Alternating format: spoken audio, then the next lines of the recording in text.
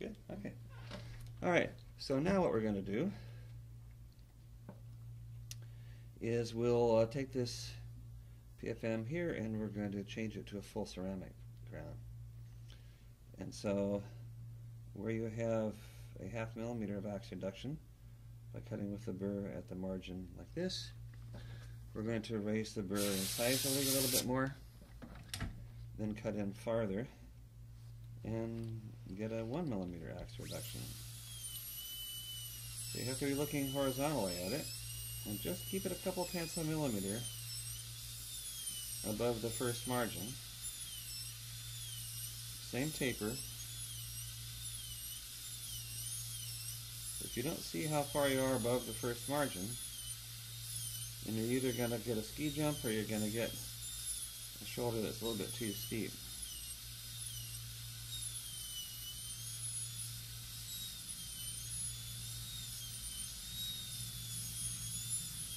That's why you want to look at it very horizontally.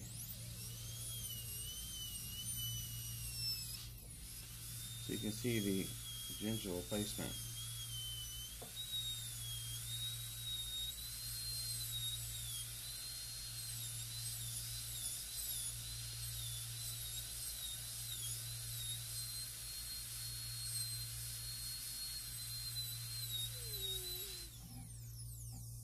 Okay, so now our axe reduction is about 0.8 or so, something like that, so we're coming along.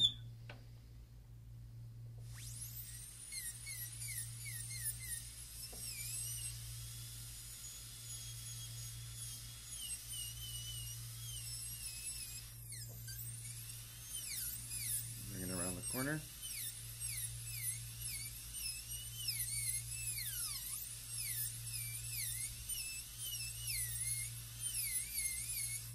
Most of it we'll do looking from the lingual, and again trying to look fairly horizontally.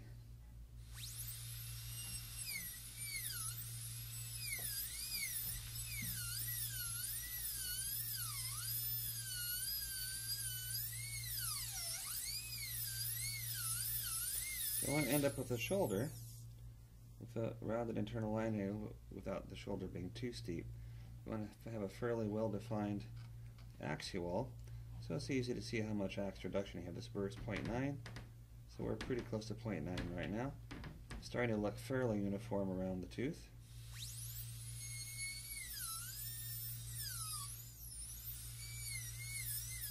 And if you want to go back and touch up the margin at the end of the burr like we did before, come back again and then just raise it a little bit. As long as you raise the burr a couple tenths of a millimeter above the first level,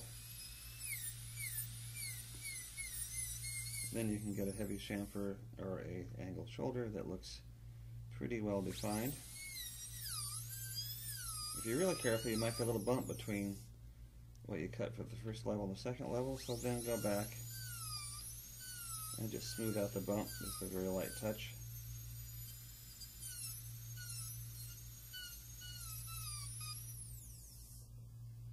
Okay. Now, so we'll do the incisor reduction a little bit more. A few tenths of a millimeter more.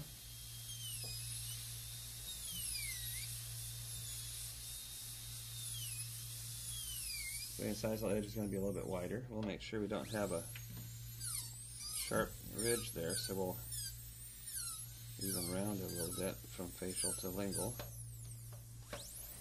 Make sure we don't have sharp corners at the line angles there. And then now the incisal edge is a little bit wider than the millimeter that we usually aim for. This wall is a little bit taller than we usually aim for because we've reduced axially more, so that wall got taller. Now we'll go back and reduce the cingulum until we get a reasonable, about the same wall height they were looking for originally, 1.5 to 2 millimeters or so.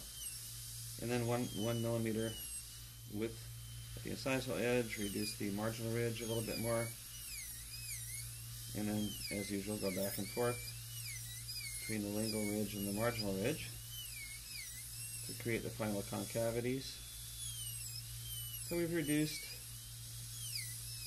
lingually a little bit more. That should give us more clearance. If we only had a millimeter clearance with the opposing tooth before. Now we're going to have 1.2 or 3 or 4 millimeters clearance, but we had plenty to start with. And just keep everything just slightly rounded, but we don't want to lose the appearance of having well-defined walls on both sides of this prep. Same thing over here on the premolar.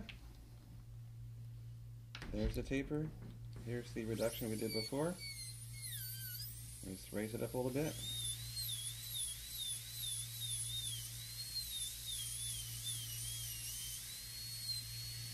You can't do too much by direct vision, but we'll get started.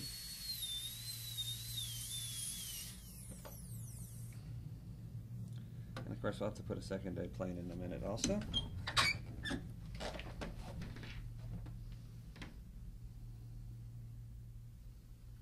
So here's the chamfer that we had first. Now we're going to raise it up a little bit. Use the same taper. Cut axially some more.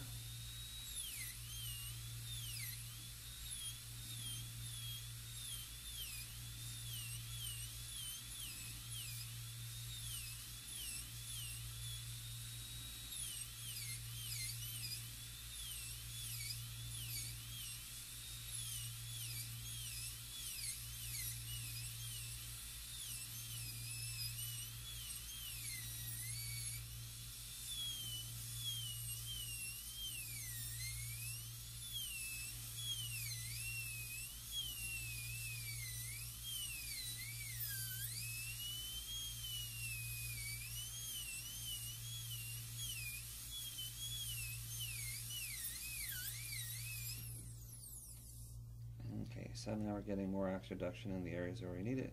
We'll come around this corner a little bit more.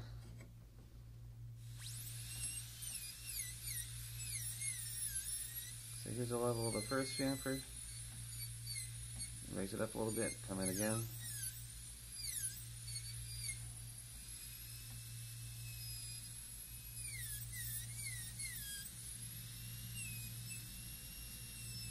There's a little bump. Just touch it a little bit.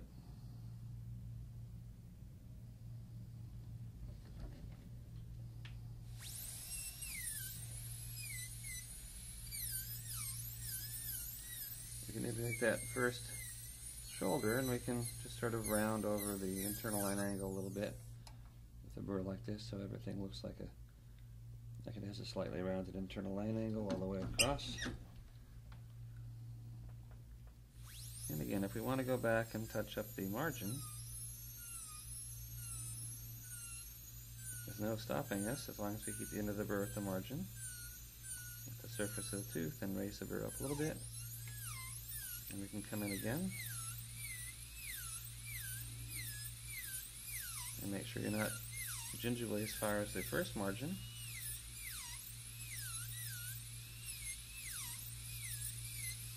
All the way through, we'll be okay.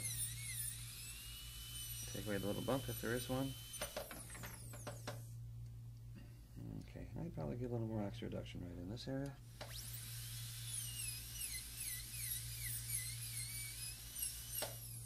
Now, so did our plane reduction like this, secondary plane like this. Now we're going to make sure we round over the facial cusp. We don't want any sharp edges.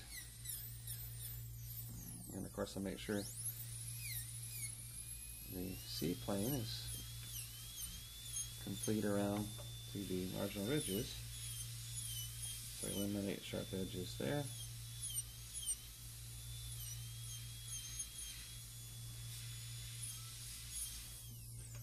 Make sure we make a little bit of a secondary plane on the lingual.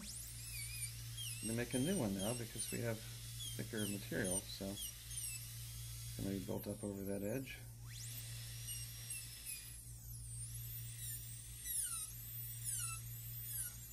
So everything's going to be a little more rounded than it was before.